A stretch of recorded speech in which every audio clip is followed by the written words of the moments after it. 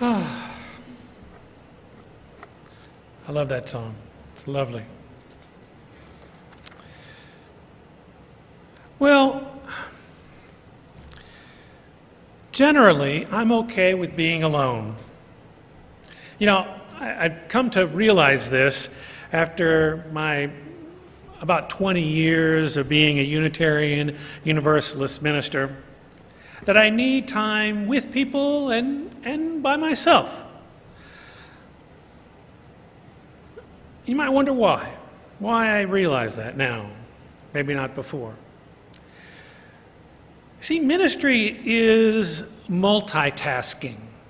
Preaching, pastoring, teaching, studying, learning, leading, following, administrating, sometimes all at the same time.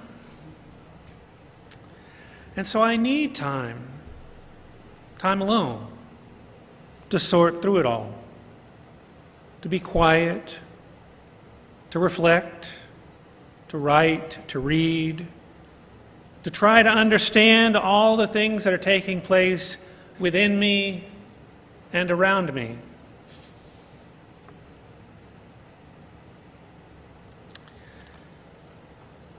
And it doesn't really matter whether I'm with people or alone. There are times when I feel lonely. Have you felt lonely at one time or another in your life? I assume that's true. I think it's kind of a universal condition. We all feel that way sometimes. Perhaps it's when you're away from those you especially love, your family or your friends. Perhaps you noticed it more during COVID times when you couldn't touch those people that you cared about. And some of us might be more aware now as we move out of COVID, that we feel a little more lonely than we used to.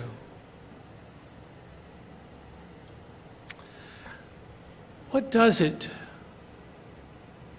is it about loneliness and aloneness that are different?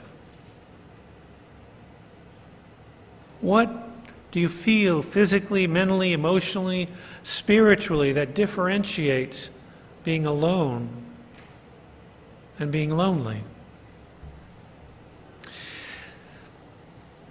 The U.S. Surgeon General Vivek H. Murthy recently said there's an epidemic of loneliness. And United Kingdom appointed a minister of loneliness. He may be a master too. And UCLA devised a loneliness scale for people to figure out whether they're lonely or not. Here are some of the questions that are on the loneliness scale. And they ask at the beginning of the scale, they say, do you often, sometimes, rarely, or never feel these ways? I am unhappy doing so many things alone. I have no one to talk to. I cannot tolerate being alone. I feel as if nobody understands me. I am no longer close to anyone. There's no one I can turn to. I feel isolated from others.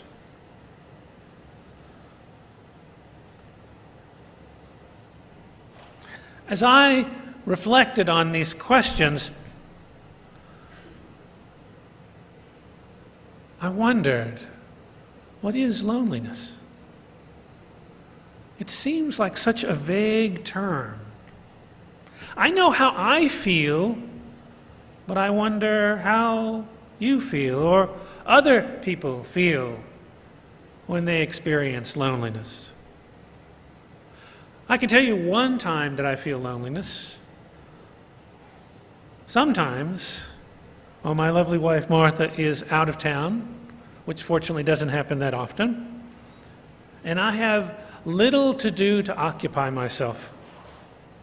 I find myself alone and lonely.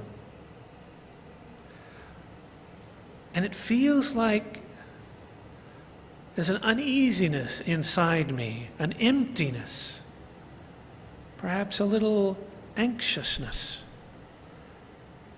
Like things aren't the way they're supposed to be.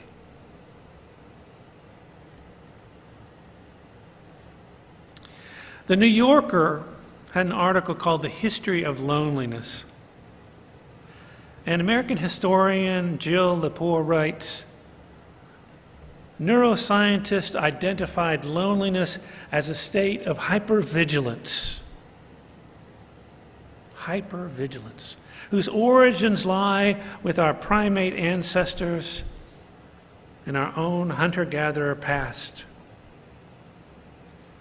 This evolutionary theory of loneliness has been tested by anthropologists at the University of Oxford who traced its origins back 52 million years to the very first primates. Primates need to belong to an intimate social group, a family, a band, in order to survive. So what about people? Well, you can look for yourself how it feels for you, but Lepore talks about loneliness either finding yourself alone or finding yourself among a group of people who do not know or understand you. And that triggers the fight or flight or freeze or fawn response within you, which causes us to act fearful and defensive and self-involved, all which drive away people who might actually help us. This behavior tends to stop lonely people from doing what would benefit themselves the most, reaching out to others. He goes on to say, loneliness lies behind a host of problems: anxiety, violence, trauma, suicide, depression, political apathy, even political polarization.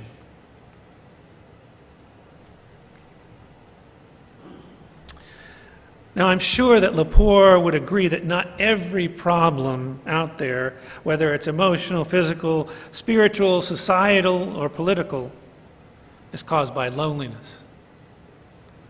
But loneliness can exacerbate underlying issues within a person or in a family or in a community.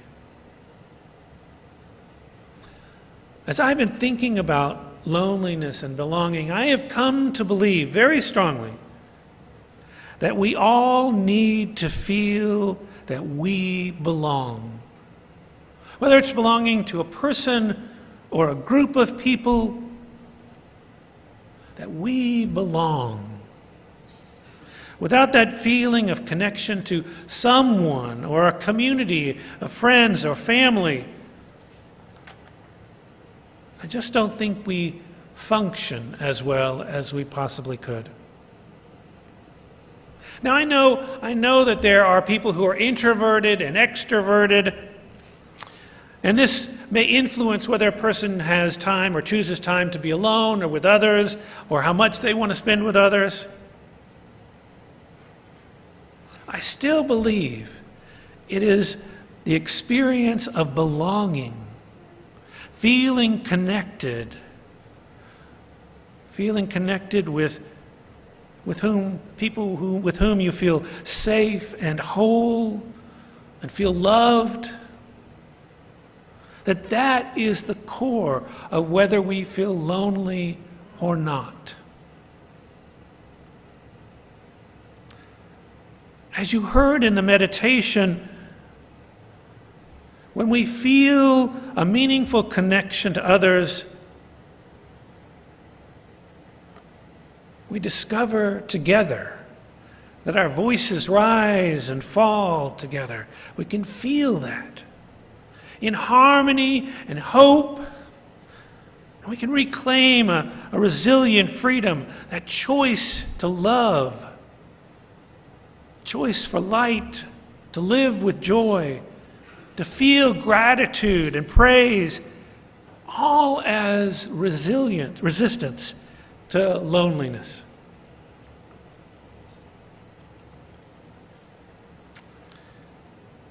And yet, I wonder, and you might as well, how do we develop this feeling of belonging that we yearn for?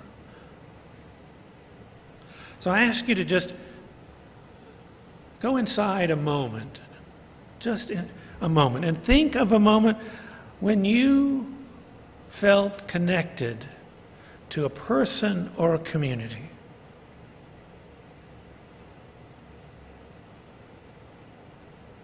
I mean, you really felt connected, that you belong. How did that sense of belonging develop? Is it because they are your family or your chosen family that you feel connected to them? Is it a community where you feel you're treated with respect, dignity, compassion? Is it a community where you feel safe with the people there? Or perhaps you feel connected because they don't reject you.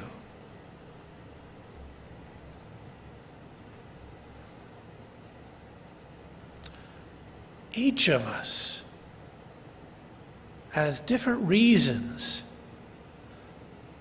for feeling connected.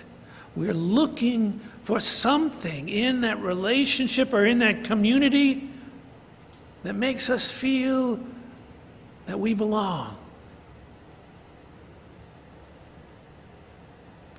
For a moment, you can come back now. And I want you to think about the story I told, or you heard, Nerdy Birdie. Now, I know it's a children's book, and but I think there's some real wisdom in children's books. I just do. Nerdy Birdie felt anxious, wanted to belong, but was rejected by the popular birds.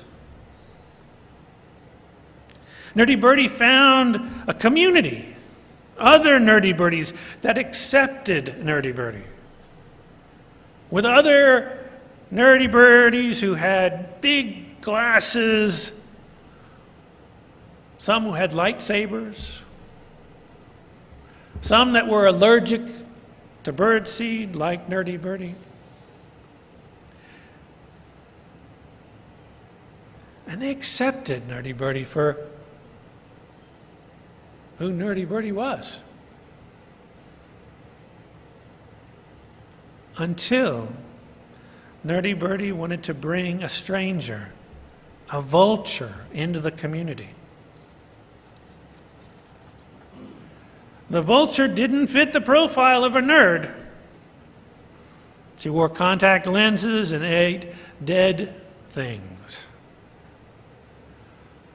And she just wasn't accepted by the other nerdy birds. But the story has an ending that maybe we wouldn't expect. Nerdy Birdie chose to be in community with Vulture instead of the other nerdy birds. Nerdy Birdie and Vulture didn't like the same things, but they really liked each other. And if you ever need a friend, you can hang around them. After all, there is always room for another.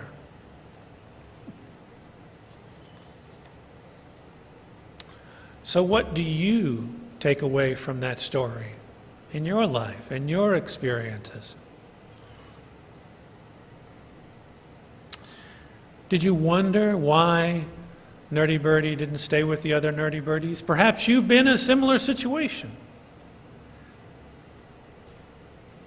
People had same interest as you, maybe they thought alike, but there was this thing, whatever it was, that didn't feel like maybe you belonged with them, but maybe you belonged with someone or some people that were different than you.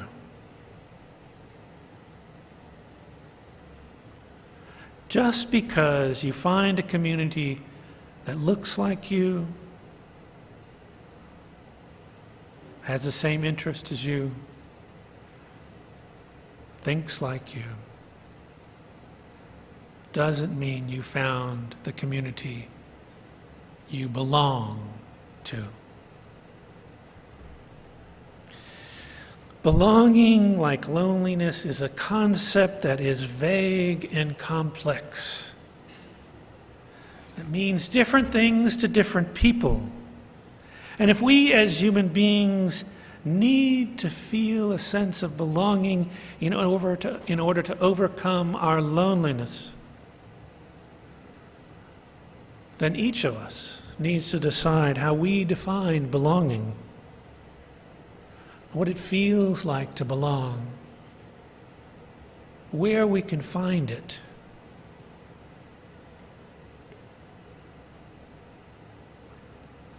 It's a funny thing. When people come into church, into this church, and maybe any church,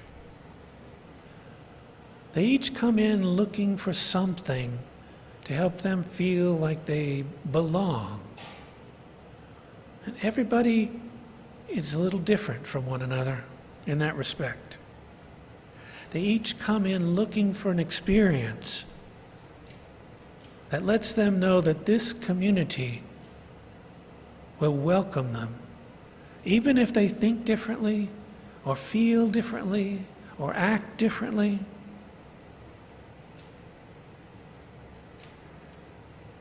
And it makes you wonder, makes me wonder, how do we help people feel like they belong? How do we embody belongingness, our belongingness to each other? You know, as far as the Unitarian Universalist congregation of Miami, this congregation, I can say from the first moment I walked in here, I started to feel a sense of belonging. And that's not a surprise because I'm a Unitarian Universalist. You know, I was among my people. We embrace the 8 principles, inherent worth and dignity of every person, justice, peace, equity, and human relations, a responsible search for truth and meaning, affirming the interdependent web of all existence, working together to fight oppression and racism. And we affirm the 6 sources from which we draw from on our spiritual journey, our personal experiences, the world religions, earth-centered traditions, humanistic teachings, and wise and prophetic people in the world. I felt like Nerdy Birdie, who found her nerdy birdies. And over the past 3 years with you all, it's only deepened as I got to know you. All of you are different, just like I am. And yet, we're joined together. And when people come in, people who are different, feel different, have different ideas, different beliefs,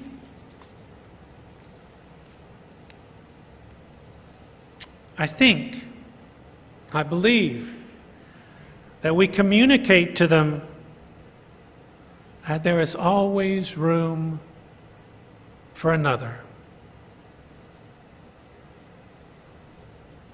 This willingness to make room for others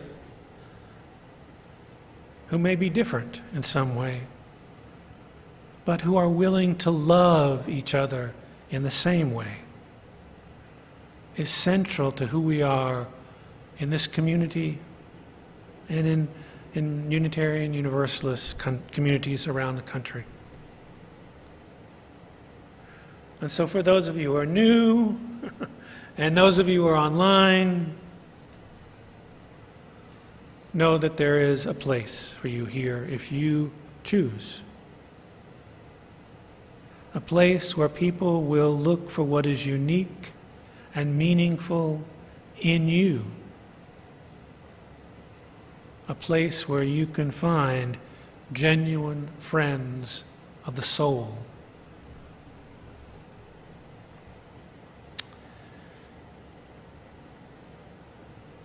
My friends, more often than not, you get to choose which communities you belong to. Whether it's here at the UU Miami or somewhere in the world, family or bowling group or whatever kind of community it is. And my hope for you is that you belong to a community that supports you when you feel lonely. We all need a little help to manage our loneliness. We don't have to manage our loneliness alone. It just takes letting those people around you know that you're feeling a little lonely. They'll help. I'm going to share one final thought. I think it's important. Keep in mind that the true blessing of belonging is not that you get to come inside the circle of a community. It's that you get to participate in expanding the circle of the community.